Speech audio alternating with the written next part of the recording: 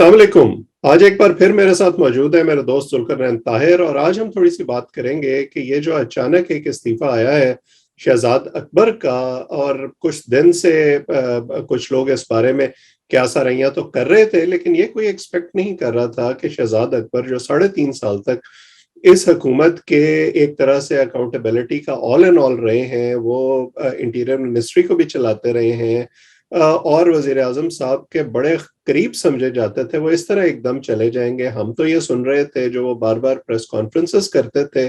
और उसमें सबूत लहराते थे कि जी मेरे पास बड़े पक्के सबूत हैं और हम लूटी हुई दौलत बाहर से भी वापस ले आएंगे और हम अंदरूने मुल्क भी जो केसेस हैं वो चोरों और डाकुओं को प्रोसिक्यूट करके और उनको सजा दिलवाएंगे। तो ये अचानक हुआ क्या? तो जुल्करनैन साहब, आपका बहुत बहुत शुक्रिया। तो आप क्योंकि इन मामलात को कवर भी करते हैं, तो जरा बताएं, अब जो खबरें अंदर से निकल रही हैं कि वजीर आजम साहब शायद उनसे इतने सेटिस्फाइड नहीं थे, उनकी कारकर्दगी इत्मीनान बख्श नहीं थी, आखिर क्या हुआ जिसकी वजह से उनको जाना पड़ा? जी अस्सलाम वालेकुम डॉक्टर साहब, क्या हाल है? तबीयत ठीक है? बिल्कुल ठीक ठाक। मुझे तो हंसी सिर्फ इस हवाले से आ रही है कि ये बेचारे शहजाद अकबर साहब को लेके कि इनकी परफॉर्मेंस अच्छी नहीं थी, खान साहब एकदम से नाराज हो गए। ओके जी, शहबाज शरीफ को अंदर क्यों नहीं डाला आपने अभी तक, वो बाहर क्यों है, इतना बड़ा केस है, इस तरह की बातें सारी हम सुन रहे हैं सारे आपका broadcast media and social media पे। देखें, शहजाद अकबर साहब की कारकर्दगी अगर 3-3.5 साल की देखी जाए तो वो वैसी, मतलब डे 1 में भी वैसी थी और ये 2 दिन पहले तक भी वैसे थे। शहजाद अकबर साहब का सिर्फ जो काम था वो पलंदे ही इकट्ठे करके, या पलंदों में होगा कुछ नहीं बेसिकली, या होगा भी तो बहुत कुछ होगा, वट एवर आप उससे कह लें, तो वो लहराना ही उनका फंक्शन था। उनका ये हरगिज काम नहीं था कि अकाउंटेबिलिटी, वो अगर हम उन्हें कहें कि अकाउंटेबिलिटी किंग थे कि उन्होंने जाके सारे एविडेंस इकट्ठे करने थे FIA के थ्रू, नैब के थ्रू, और इन सबको प्रोसिक्यूट करना था, ऑपोजिशन लीडर्स को या शरीफ्स को स्पेशली। उनका ये काम नहीं था, ये काम किसी और का था, डे 1 से किसी और का था। तो शहजाद अकबर साहब का सिर्फ इतना काम था जो कि चीजें प्रेजेंट करनी है, वो मीडिया फेस थे, अकाउंटेबिलिटी के मीडिया फेस थे। लेकिन आप फिर भी ये देखें ना कि जो पलंदे वो लहराते रहे, ना सियासतदानों के खिलाफ जो केसेस थे उनमें से अभी तक कुछ निकल सका, ना जो वो कौम मैं बिल्कुल आपको ये बताऊं कि हम बाहर से दौलत ले आएंगे उससे कुछ निकल सका, ना एसेट रिकवरी यूनिट की कोई कारकर्दगी रही। एक शायद उनके क्रेडिट पर जो चीज है वो ये है कि मलिक रियाज से साजबाज करके उन्होंने मलिक रियाज को रिलीफ दिलवा दिया, और दूसरा ये कि जो ब्रॉडशीट केस है उसमें भी उनका नाम खासे मुश्तबा अंदाज में आता रहा। उसके अलावा तो जो वो दावे करते रहे उसमें से 3-3.5 साल में कुछ नहीं निकला। देखिए, दावे भी वो कर रहे थे किसी और की बेस के ऊपर। आप इसको थोड़ा सा समझे ना, ये जरा बड़े स्पेक्ट्रम पे हमें इसको देखना पड़ेगा, सारे सीन को। अगर हम चले जाएं पहले, शहबाज शरीफ के खिलाफ जो केस था साफ पानी का और रमजान शुगर मिल का, वो केस कोई खास तगड़ा केस नहीं था, जिसमें मोर और लेस 7 माह इन साहब ने अंदर गुजारे हैं, जेल के अंदर गुजारे हैं, और अभी भी इस पे बेल पे हैं। तो मुझे ये बता दें कि उसमें शहजाद अकबर का तो मतलब बल्ले बल्ले हो गई, लेकिन शहजाद अकबर का उसमें कोई रोल नहीं था। बिल्कुल ठीक। जिन्होंने मैनेज किया एक वीक, 2 वीक केसेस के ऊपर उन साहब को, तो खान साहब अगर ये समझते थे या खान साहब के कहीं भी बैक ऑफ द माइंड में चल रहा हो कि Shahzad Akbar got anything to do with this thing, तो नहीं, ऐसा नहीं है। चीज इसको समझें कि वो 2 केसेस जिसमें 7 माह ये शहबाज शरीफ अंदर रहते हैं, और अब जो FIA का केस है, that is very strong case, 16 billion का। ये खान साहब जो पिट रहे हैं कि जी 400 करोड़ एक चपरासी के उसमें से निकल रहा है, तो ये स्ट्रॉन्ग केस है। तो इसमें शहबाज शरीफ तो अंदर नहीं जा रहा, क्यों नहीं अंदर जा रहा?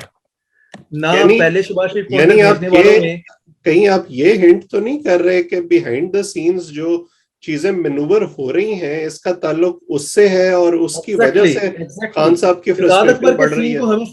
जी, शहजाद अकबर के रेजिग्नेशन को और ये सारा अकाउंटेबिलिटी का जो ऑनगोइंग राइट नाउ खान साहब के हाथ से सारा कुछ स्लिप होता नजर आ रहा है हमें, और उनकी फ्रस्ट्रेशन बहुत ज्यादा माउंट करती नजर आ रही है। इसको सबको लिंक अप करना पड़ेगा जो जो बैकग्राउंड में चीजें चल रही हैं, कि कहाँ पे आप वीक केस है, लेकिन वीक केस में आप बंदा अंदर करवा लेते हैं, आप नहीं करवा पाते, कोई और कर रहा है, और अब इतना स्ट्रॉन्ग केस है और बंदा अंदर नहीं हो रहा। तो बेसिकली खान साहब ने ये आउट ऑफ फ्रस्ट्रेशन इनको फायर किया है, इनको यही किया है। यही वो चीज है ना, जब पीटीआई ये जवाब देने की कोशिश करती है कि जी देखें हम तो केस अदालतों तक ले जाते हैं, अदालतें जो हैं वो कुछ नहीं करती, तो उसके जवाब में फिर ये इस तरह के जो मिसालें हैं वो उनके सामने पेश करनी पड़ती हैं कि जहां अदालतों से फैसले करवाने होते हैं कमजोर बुनियादों पर भी वो करवा लिए जाते हैं, और जहां नहीं करवाने होते वहां फिर उसको डॉर्मेंट कर दिया जाता है। तो इस लिहाज से तो फिर जो लोग अंदाजे लगा रहे हैं इमरान खान साहब की तकरीर से कि वो किस किस को पैगाम दे रहे थे इतने जारहाना अंदाज में, वो तो ठीक लगते हैं, वो ऑब्वियस है। और ये देखें खान साहब ने, वैसे तो उनको पता है कि इस बेचारे इस गरीब आदमी का क्या कसूर है सारे उसमें, इसका तो रोल ही कोई नहीं है ना, पहले इसने मेरे लिए कुछ इतना कुछ कर लिया है, इसने तो बहुत काम किया है इन टर्म्स ऑफ मीडिया में आके हर टाइम डिफेंड करना और जो है दूसरों को लताड़ना, वो तो काम ये जारी रखे हुए थे। तो पॉइंट है, इस पॉइंट पे फिर क्यों खान साहब ने समझा कि मैं इसको फायर कर दूं। दो रीजंस हैं, एक तो फ्रस्ट्रेशन में, और आपको कुछ समझ नहीं आ रहा होता कि मैं गुस्सा किस पे उतारूं, और सेकंड ये भी है एट द सेम टाइम आप कहते हैं कि जी मुझे अब वो बंदा चाहिए इसकी जगह के ऊपर जो जो मतलब आप समझ रहे हैं कि जो बिहाइंड द सीन लोग हैं, अगर ये उनसे ना भी वो डायरेक्ट मेरे अंडर हो मामला, एक तो वो ये है कि लताड़े शरीफ को, वन थिंग इज देयर, और समहाउ चीजें अब सुनने में भी आ रहा है कि एफआईए की टीम भी चेंज करेंगे ये, स्पेशली लाहौर की, क्योंकि ये केस तगड़ा है। तो इनकी भरपूर कोशिश है कि वो जो पीछे डोरियां हिलती थी, अगर वो डोरियां समहाउ अभी नहीं हिलना बंद भी हुई हैं, तो मैं कुछ ना कुछ मैनेज करूं। ये सेकंड रीजन है। बाय हुक और बाय क्रुक, जैसे आपने अपनी पिछली गुफ्तगू में भी जब हमने वीडियो की थी तो आपने कहा था कि असल फोकस ये है कि शहबाज शरीफ और मरियम को जो है वो किसी ना किसी तरह वापस जेल में डालना है, और उसकी बुनियाद पर सियासी पॉइंट स्कोरिंग भी करनी है, और अगले इलेक्शन में भी जाना है, और डील का तोड़ भी करना है। तो आप ये बताएं कि अब जो अंदाजा लगाए जा रहे हैं कि शहजाद अकबर की जगह कौन लेगा,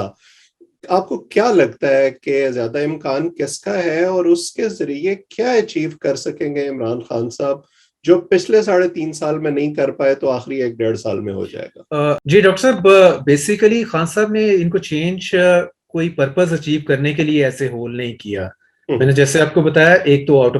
तो फ्रस्ट्रेशन इज देयर, और सेकंड एक आपने एक इम्प्रेशन भी देना होता है सारा, जो सारे क्वार्टर्स में आ जाता है, जिसमें इवन मीडिया भी है कि देखें जी कि ये कोई परफॉर्मेंस अच्छी नहीं दे पा रहे थे, हालांकि हमारे पास एविडेंस है, हालांकि हमारे पास बहुत कुछ है, लेकिन चूंकि ये एक काइंड ऑफ स्केपगोट के तौर पे जो है कुर्बानी का बकरा इनको बनाया है, एक उस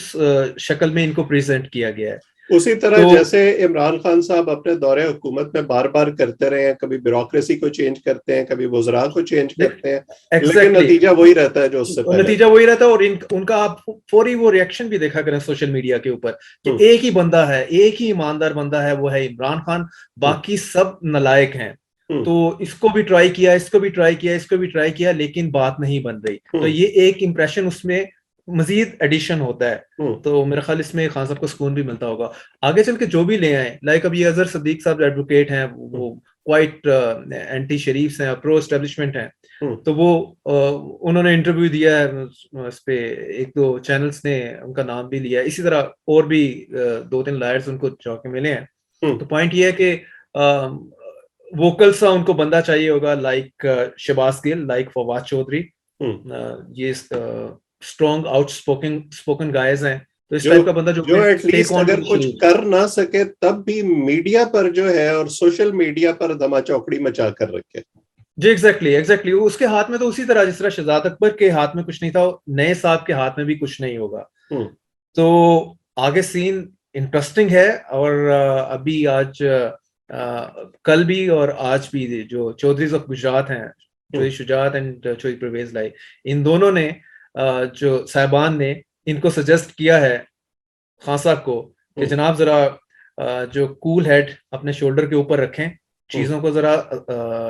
इजी गोइंग करें, आप अपोजिशन के ट्रैप में ना आए और किसी के ट्रैप में भी ना आए, जरा चीजों को बड़ा कूलली हैंडल करें, तो चीजें मुश्किल हो सकती हैं अदरवाइज। बिल्कुल सही, लेकिन हमने खान साहब के अभी हालिया जो टेलीफोनिक खिताब था उसमें देखा कि वो कूल होने पर तो बिल्कुल यकीन नहीं रखते, वो तो मजीद जारहाना होकर सामने आएंगे, और जैसे आप खुद बता रहे हैं जैसे जैसे फ्रस्ट्रेशन बढ़ेगी उसी तरह से फिर वो जिस तरह पंजाबी में कहते हैं कि आनियां जानियां भी बढ़ेंगी, तो अगला 1-1.5 साल भी मुझे लगता है कि ऐसे ही गुजरेगा, इल्जामात और फिर यू नेवर नो, इल्जामात दर इल्जामात, ये ना हो कि एक तरह से ये सारा जो अकाउंटेबिलिटी का सो कॉल्ड प्रोसेस है ये मीडिया में ही लड़ा जाएगा, इसका हकीकत से कोई ताल्लुक नहीं है, क्योंकि जब आपका बुनियादी मकसद सियासी पॉइंट स्कोरिंग हो तो फिर जो असल मकसद है वो कहीं बहुत पीछे रह जाता है। बहरहाल देखते हैं कि अब ये ऊंट किस करवट बैठता है, और इस पर आपसे गुफ्तगू भी करते रहेंगे। जो लोग इसको देख रहे हैं वो चैनल को सब्सक्राइब करें ताकि गुफ्तगू आइंदा भी आप तक पहुंचती रहे। आज इतना ही, आप सबका बहुत बहुत शुक्रिया।